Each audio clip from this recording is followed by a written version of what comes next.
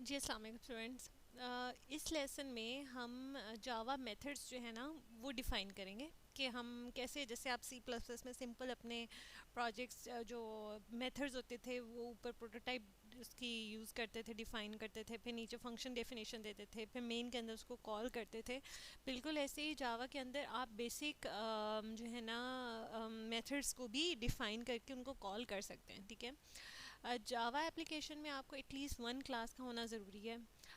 Basic जावा input मेरा पुराना project था, मैंने जावा मेथड्स के नाम से नया प्रोजेक्ट बनाया ताकि you don't get any confusion. सही है, उसके अंदर मेरी एक ही क्लास है, जावा मेथड्स के नाम से क्लास है।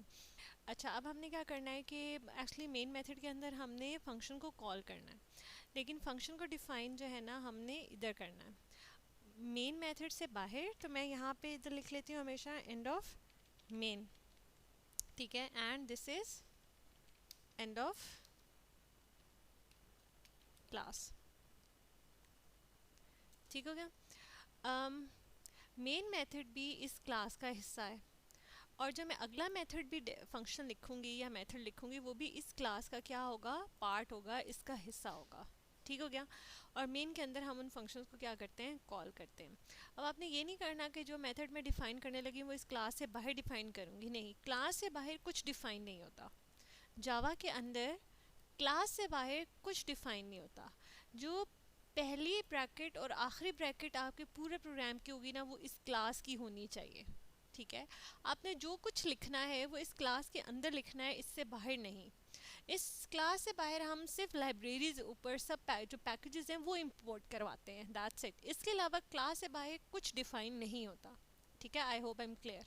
अब जो मैं फंक्शन लिखने जा रही हूँ वो मैं इस क्लास में ही लिखूंगी, आप यहाँ शुरू में लिख दें या एंड में लिख दें, और हम उसको कॉल कहाँ करेंगे, मेन के अंदर कॉल करेंगे। ठीक हो गया।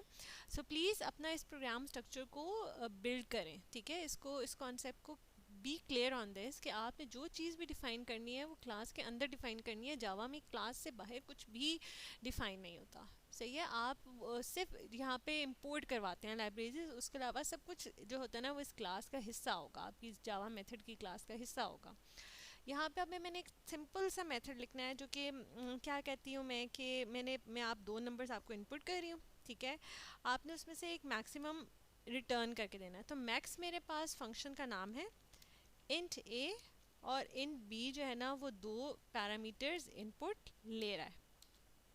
ठीक है, ये मेरे पास एंड ऑफ मेथड हो गया, ये एंड ऑफ फंक्शन हो गया। अब मैं ये चाहती हूँ कि इंट इस ए और इंटीजर बी में से जो क्या होगा, लार्जर वैल्यू होगी वो मुझे रिटर्न हो जाए। इसका मतलब है ये मैक्स एक इन टाइप वैल्यू रिटर्न करेगा। ठीक हो गया। This method should be public, so main उसको जो है वो एसेस कर सके।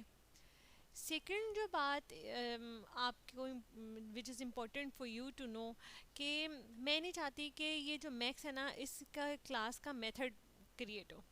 मैं चाहती हूँ कि ये मैक्स डायरेक्टली कॉल हो, ये क्लास मेथड ही हो। ठीक है, इसको असेस करने के लिए मुझे ऑब्जेक्ट ना बनाना पड़े। ठीक है, तो मुझे इसको क्या डिफ़ाइन करने की ज़रूरत है, मुझे इसको स्टैटिक डिफ़ाइन करने की ज़रूरत है। अच्छा, स्टैटिक में यहाँ पे आता है। ठीक है, पब्लिक स्टैटिक और ये रिटर्न टाइप। ठीक हो गया। मैंने क्या किया, पब्लिक मैक्स के फंक्शन को एक पब्लिक लिखा, इसको लिखा स्टैटिक ताकि मैं इसको डायरेक्टली कर सकूं। इसको कॉल करने के लिए मुझे इस क्लास का ऑब्जेक्ट क्रिएट ना करना पड़े। देखो अब ये मैक्स इस क्लास का ऑब्जेक्ट है ना, इसका हिस्सा है, तो मैं नहीं चाहती कि मैं इसका ऑब्जेक्ट क्रिएट करूं और फिर मैं इसको कॉल करूं। ठीक है, हम पढ़ेंगे स्टैटिक और नॉन स्टैटिक मेथड के बारे में। ठीक है, लेकिन उससे पहले हम एक सिंपल चीज़ जो आपको भी स्टैटिक मेथड की पता होनी चाहिए कि स्टैटिक मेथड के लिए आपको ऑब्जेक्ट क्रिएट नहीं करना पड़ता, आप उसको डायरेक्टली कॉल कर सकते हैं। इसलिए मैंने मैक्स को स्टैटिक किया, मैंने उसको इंट रिटर्न टाइप बताई। ये मुझे एरर इसलिए दे रहा है कि आप तो कह रही हैं कि मैक्सिमम आपको रिटर्न करेगा और लेकिन आपको वैल्यू रिटर्न नहीं करा रही। ठीक है, जैसे हम फंक्शन लिखेंगे क्या होगा, आपको वो ये एरर ठीक हो जाएगा। सही है, सो ये तो सिग्नेचर तो हमने ठीक कर लिया, दो पैरामीटर्स इनपुट ले रहा है। ठीक है, मैक्स फंक्शन का नाम है, इंटीजर वो मुझे रिटर्न करेगा, या वो ए रिटर्न करेगा या बी, दोनों में से जो चीज़ बड़ी होगी वो मुझे रिटर्न करेगा।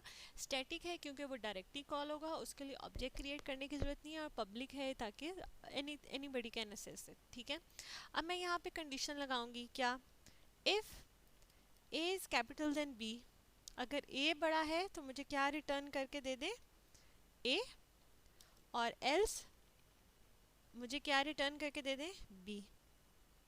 मुझे यहाँ पे सिंपल एक रिटर्न की स्टेटमेंट लिखनी है, रिटर्न बी। ठीक हो गया, एक छोटी सी लॉजिक देखें, वो एरर भी ठीक हो गया। वो एरर इसलिए था कि आपका रिटर्न हमने नहीं कराया हुआ था, और हम यहाँ पे एक्सपेक्ट कर रहे थे कि हमें इंट रिटर्न होगा। सही है, तो मेरा ये एक छोटी सी लॉजिक सिंपल इफ एल से कंप्लीट हो गई है। अगर मैं यहाँ पे 3 इंटीजर्स लूँ, ए बी सी, 3 में से मुझे एक मैक्सिमम बताएं तो क्या होगा, इफ एल्स इफ लगेगा फिर, और फिर उसका एक एल्स लगेगा। ठीक है, डू प्रैक्टिस, खुद प्रैक्टिस कर लें कि अगर आपने यहाँ से 3 इनपुट लेनी है तो यहाँ पे आपकी लॉजिक क्या चेंज होगी। ठीक है, खैर मैंने ये फंक्शन यहाँ पे डिफाइन किया, यहाँ पे मुझे मैक्स जो है ना वो कॉल करना है। कॉल करते वक्त हम आर्गुमेंट्स पास करेंगे, लेट्स से 22 एंड 5। ठीक है, मैंने ये कॉल तो किया और ये मैक्स मुझे वैल्यू रिटर्न करके देगा। इसका मतलब है मुझे यहाँ पे एक वैल्यू सेव करानी चाहिए। अगर ए आता है तो वो कहाँ सेव हो जाएगा, एक्स में। अगर बी रिटर्न होके आता है तो वो क्या कहाँ पे सेव हो जाएगा, एक्स में। जो भी दोनों में से लार्जेस्ट वैल्यू होगी वो रिटर्न होगी ना। ठीक है, जब वो रिटर्न होगी तो वो कहाँ सेव हो जाएगी, एक्स में। और मैं यहाँ पे एक सिंपल सा प्रिंट करवा देती हूँ स्क्रीन पे। ठीक है, maximum value is maximum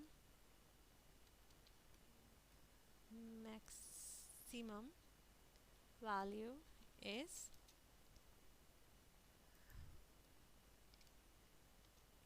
x। ठीक है, ओके, इसको सेव करते हैं, इस प्रोजेक्ट को रन करते हैं। वो कहते हैं मैक्सिमम वैल्यू इज 22। ठीक है, अब देखिए मेरे दोनों प्रोजेक्ट्स खुले हैं। मैंने आपको पिछले लेसन में भी बताया कि ये जो कप ऑफ टी है ना, ये सिंबल होता है प्रोजेक्ट का। ठीक है, अब कौन सा प्रोजेक्ट रन हो रहा है आपको कैसे पता चलेगा, यहाँ से पता चलेगा आउटपुट स्क्रीन से। तो मेरा जावा मेथड का रन हुआ। क्यों मेरा जावा मेथड का रन हुआ, क्योंकि मैंने वो सिलेक्ट किया हुआ था। सही है, अगर ये नीचे हो जाए और आपको ये आउटपुट नज़र आ रही हो तो आप इसको क्लिक करेंगे तो ये ओपन भी हो जाएगी। ठीक है, आप इसको मैक्सिमम यहाँ साइड पे भी आ जाएगी। ठीक है, तो इसको अब हमेशा अपने प्रोजेक्ट को वो क्या करें, टेस्ट क्या करें। अगर मैं इसको 55 दूँ, ठीक है, सेव करें, आपको सेव करने की ज़रूरत नहीं है, जब आप रन करते हैं तो वो ऑटोमेटिकली सेव भी हो जाता है। 22 और 55 में से कौन सी लार्जेस्ट वैल्यू है, 55। ठीक है, मतलब ये the logic is working actually. ये आउटपुट बंद करें। अब मैं एक थर्ड और लास्ट टाइम फिर चेक करूँगी, इसको रन करूँगी। ठीक है, मैक्सिमम वैल्यू इज़ 122। ठीक है, तो इसका मतलब है द लॉजिक इज वर्किंग। अब आपने क्या करना है, आपने 3 इंटीजर्स के लिए इसको एग्जीक्यूट करना है। ठीक है, इसको डिफाइन करना है 3 के लिए। ठीक है, I hope this is clear to you. Java में आप इनपुट कैसे लेते हैं, आप जो है क्या कहते हैं, एरे कैसे डिफाइन करेंगे, उसकी इनपुट कैसे लेंगे, और आप एक सिंपल स्टैटिक मेथड्स हम कैसे डिफाइन करते हैं, उसको मेन के अंदर कैसे कॉल करते हैं। So this is the way to practise it. If you have any problem please do comment below. Thank you so much.